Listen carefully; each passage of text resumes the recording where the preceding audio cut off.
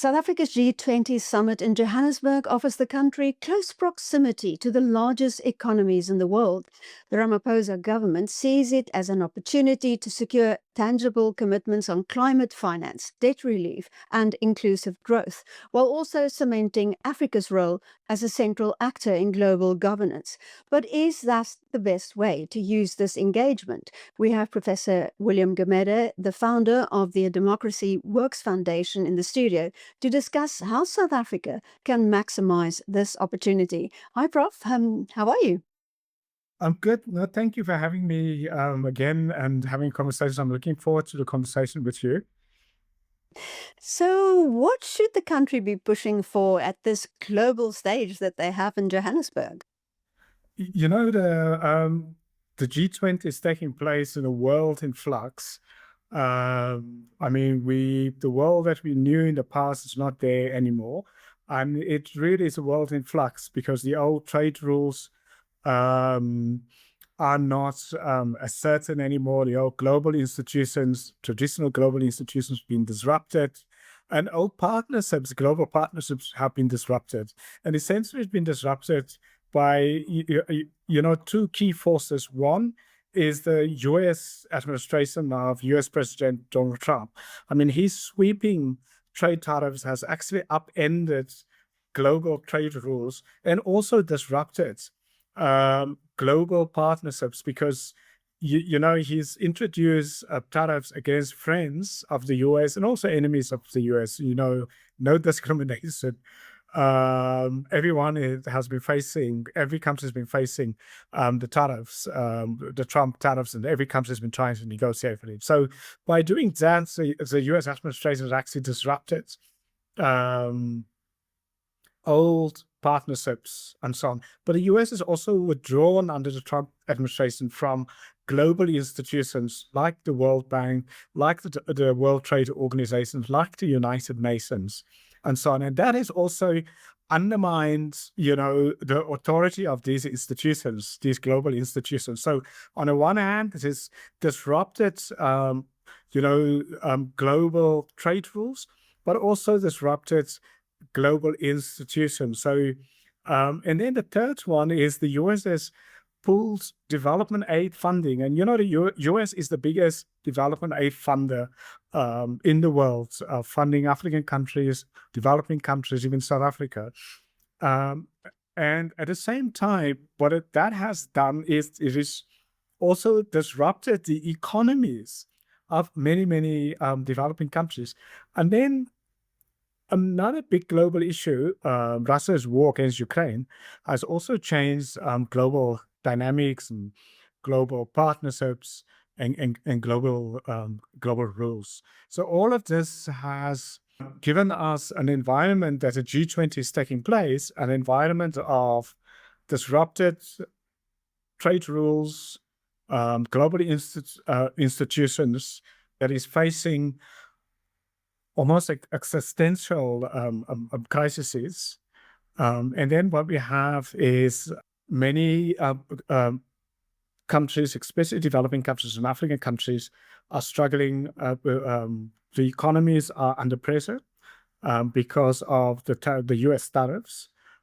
And then what we also have, another big impact on the world is the rise of China. What has happened in China is that China has been flooding global markets with mostly state-subsidized products. So it has undermined many, many economies. So many countries are not just battling with the US tariffs, but also battling to deal with China flooding their markets. And the Chinese rise and the Chinese flooding of the markets of many individual countries has also impacted on this, on our world, on our current world. Now, here is the G20 now. South Africa has positioned the G20 as not only as a G20 in South Africa, but a G20 in Africa. So South Africa has invited almost every African leader, all here in South Africa, also invited the African Union, but South Africa has also invited other developing country and other industrial country leaders. So has almost made it into not just a G20, but a G20 plus, bringing in Africa, bringing in leaders from other developing countries, and also from other industrial countries that are not part of the GNU. Now, given the fact that we in a world in flux, this is an absolutely great opportunity. In fact, this is an opportunity gifted to South Africa to strike deals for South Africa and for Africa. I think South Africa missed the opportunity. The G20 leadership is only a year. So what South Africa should have done is use this year, but I think by South Africa prioritizing making the G20 presidency making the focus of the G20 presidency on big global issues rather than smaller South Africa and Africa specific issue has translated in a missed opportunity for South Africa. I mean, since South Africa is battling US trade tariffs, and at the same time, South Africa is battling the flooding of South Africa's domestic markets by Chinese state-subsidized products.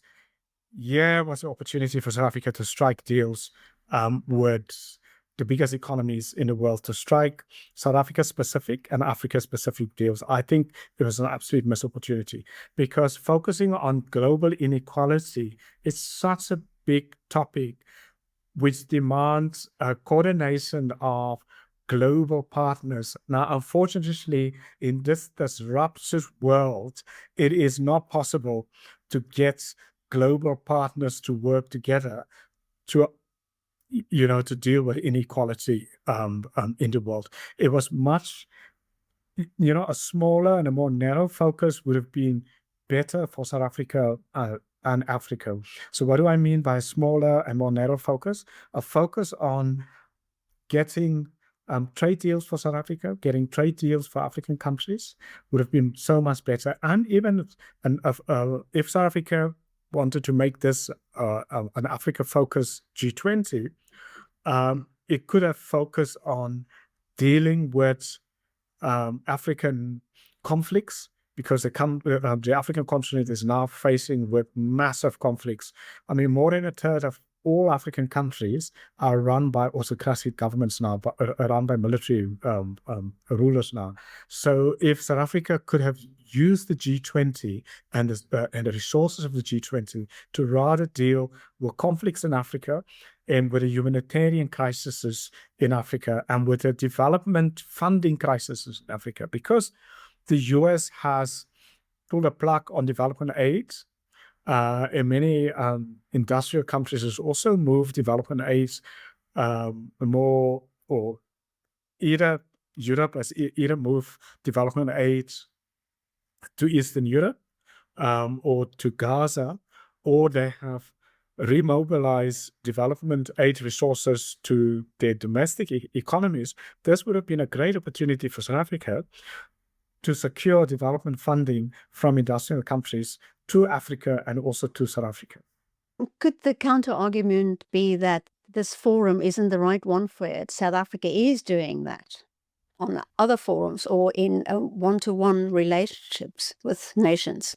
I mean, this was an absolutely fantastic opportunity for South Africa to engage one-to-one with the world's biggest economies, to strike deals for South Africa where, trade deals, getting in capital into the country, getting in foreign investment into the country, but also to getting trade deals for African countries, getting foreign investment for African countries, but also to mobilize development aid for African countries and even for other developing countries and so on. So this has been an absolute missed opportunity. And then for me, it's also, our big crisis on the continent right now is our conflicts. We've got a peak level of conflicts on the continent now, where over a third of African countries are run by military rulers. And then another third are run by undemocratic governments, whereas independent movement and liberation movements. And it undermines investments, economic growth, undermines job creation and poverty reduction. And then we also have the other crisis of development aid crisis. As the US has pulled the plug on development aid, industrial countries have moved development aid back to the most domestic economies, or they moved it to Ukraine or to Eastern Europe or to Gaza. So South Africa's G20 sort of focus on these issues. Once after this weekend, when the leaders leave South Africa after the summit, we are not getting, the opportunity of being face to face with the world's biggest economies are going to be so much harder. We had them here for a year. We've engaged with them for a year. This was our opportunity to strike these trade deals and build relationships. Well, when we look at the summit over the weekend, do you think that Trump's shadow is hanging too much over it? Because he even tried to dictate the final statement that, that's coming out of it. I mean, for me, there are two, is a Trump shadow of it, but it's also the Chinese shadow of it. So let me explain why I say that. The ANC in South Africa has bent backwards to align with China. And now during this period, when the US, with South Africa's conflict with the US, the ANC has actually put a lot of resources into striking partnership with China. I would say the ANC should have put more resources into getting partnerships with non-China, but with other countries, not China. And the Chinese leaders also not coming to the summits. Now, for all of the ANC's bending backwards of, building an alliance with China, the fact that a Chinese leader is not in South Africa when US President Trump is not in South Africa either, I think from a South African point of view and from an African point of view, this is an absolutely great disappointment, because with US President Trump not here, we should have expected the so-called friends of South Africa, China, their leader should have been here, and he is not here.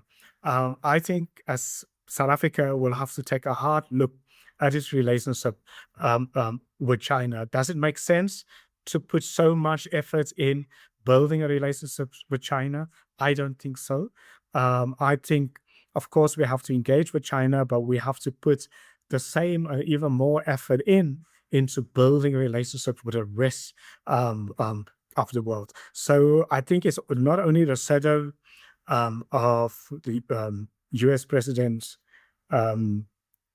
Trump not being in South Africa, but it's also the shadow of Chinese leaders not being in South Africa also. There has been some acrimonious exchanges between the US and South Africa in the last couple of days, and especially from President Cyril Ramaphosa and Mr. Ronald Lamola. So do you think this have put greater distance between South Africa and the USA? We've expected that the US President Donald Trump was not going to be here at a G20. I mean, he said he's early in the year. So that's not a surprise to us, and it should have not been a surprise to the ANC. It's obviously sad because the US is the world's biggest economy, and the US has been key to the G20, and this is the first time that the US won't be represented at a G20 event. That of course it's never good. I mean, it also has an impact not only on South Africa, but it also has an impact sadly on the US also, for the US not being here. Because what it means for the US not being here, it allows many allows both developed and developing countries and African countries. It strengthens the anti-American forces around the world. The fact that the US is not here, and it isolates the US. really, and I know that most probably was not in intention of the Trump administration to isolate itself, but by not being here, it does isolate the US also at the same time.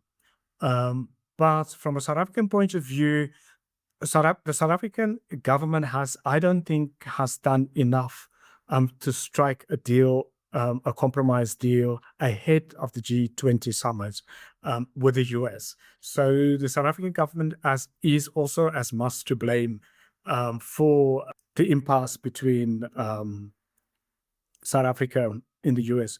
Now, for many years, when the ANC was the majority party for the last 30 years, the ANC have pursued an anti-American foreign policy. And many of us, including myself and many other South Africans, have warned the ANC, when the ANC was a majority party, to be much more pragmatic, because South Africa needs the US more than the US needs us. We need a US market, but we've been ignored or we've been rejected when we said in the past that the ANC must have a much more pragmatic policy towards the US, because the ANC's anti-Americanism was always going to catch up with us, with South Africa. And so on. So as much as we want to criticize US President Trump for not being here, we also have to criticize the ANC also for having had, firstly, an anti-American approach for many years. And I have to repeat it, for many, many years.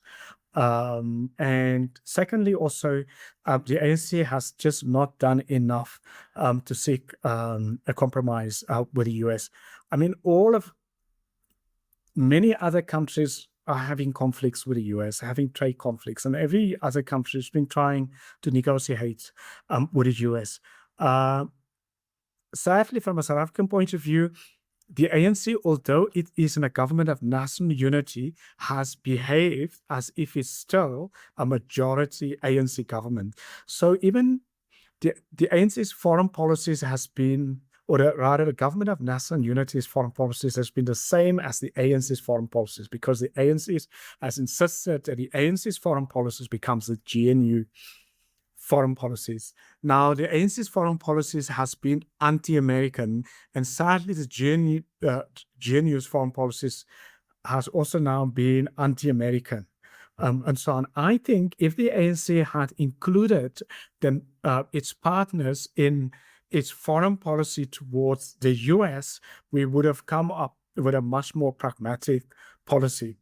But because the ANC has insisted that the ANC's foreign policy and the ANC's anti-US foreign policy has become the GNU's anti-US foreign policies, has also contributed to where we are now. And I'm not minimizing, of course, the US President Trump's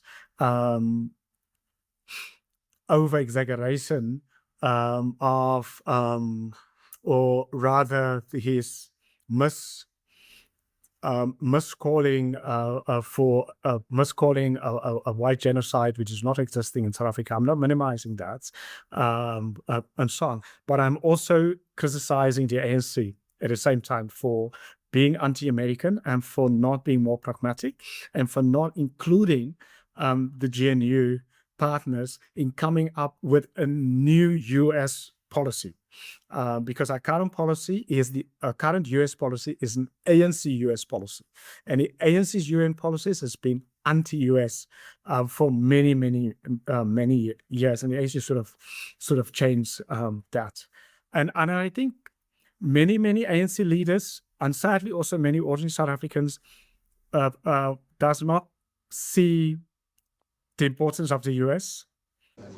Technically, China is our biggest trading partner, and I'm saying technically, but the US is actually our biggest trading partner.